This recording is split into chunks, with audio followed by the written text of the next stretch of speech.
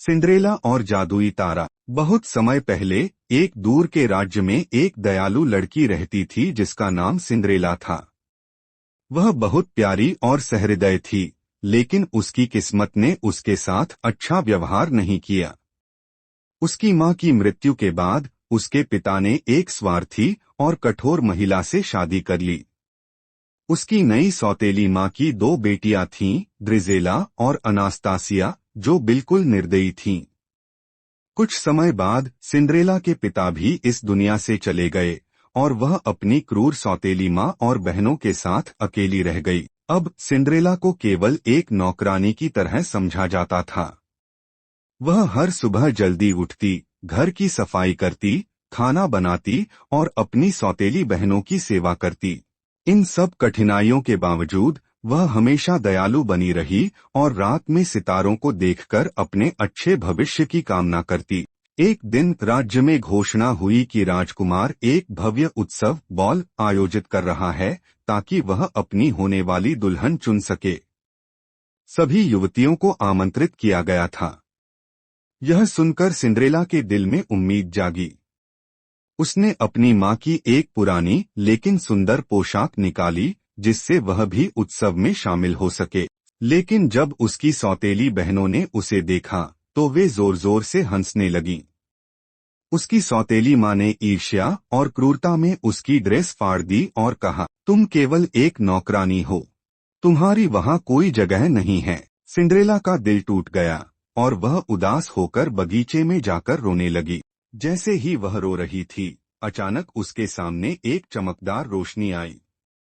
वह एक बूढ़ी लेकिन दयालु और सुंदर महिला थी, उसकी जादुई परी मां, फेरी गॉडमदर। उसने मुस्कुराते हुए कहा, चिंता मत करो प्रिय सिंड्रेला, तुम भी उत्सव में जाओगी। फिर उसने अपनी जादू की छड़ी घुमाई और देखते ही देखते सिंड्रेला की फटी हुई पोशाक एक शानदार चमकदार गाउन में बदल गई। उसके पैरों में चमचमाते कांच के जूते, ग्लास स्लीपर्स आ गए।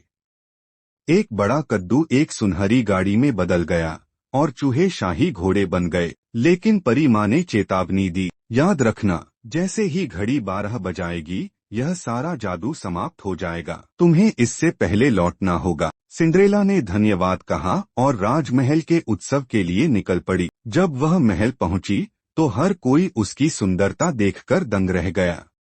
राजकुमार ने जब उसे देखा तो वह उसका दीवाना हो गया। दोनों ने पूरी रात नृत्य किया और एक दूसरे की आंखों में खो गए। अचानक सिंड्रेला की नजर घड़ी पर पड़ी, 12 बजने वाले थे। वह घबरा गई और महल से भाग गई। राजकुमार उसे रोकना चाहता था, लेकिन वह इतनी तेजी से भागी कि उसका एक कांच का जूता सीढ़ियों पर गिर गया। राजकुमार ने वह जूता उठाया और घोषणा की कि वह उसी लड़की से शादी करेगा जिसके पैर में यह जूता पूरी तरह फिट आएगा। अगले दिन राजकुमार ने अपने सैनिकों को पूरे राज्य में भेजा ताकि वे रहस्यमयी लड़की को खोज सकें। हर लड़की ने वह जूता पहनने की कोशिश की, लेकिन वह किसी के भी पैर में फिट नहीं हुआ। आखिरकार राजकुमार सिंड्रेला के घर पहुंचा। उसकी सौतेली बहनों ने जबरदस्ती अपने पैर उस जूते में डालने की कोशिश की, लेकिन वह बहुत छोटा था। उधर सिंड्रेला को उसकी सौतेली मां ने छुपा दिया था। एक नौकर ने राजकुमार को बताया कि घर में एक और लड़की भी है। जब सिंड्रेला को बुलाया गया और उसने कांच का जूता पहना तो वह बिल्कुल फिट आ गया। राजकुमार खुशी से झूम उठा और कहा, तुम ही मेरी सच्ची राजकुमारी हो। सिंड्रेला को महल ले जाया गया, जहां उसने राजकुमार से शादी कर ली।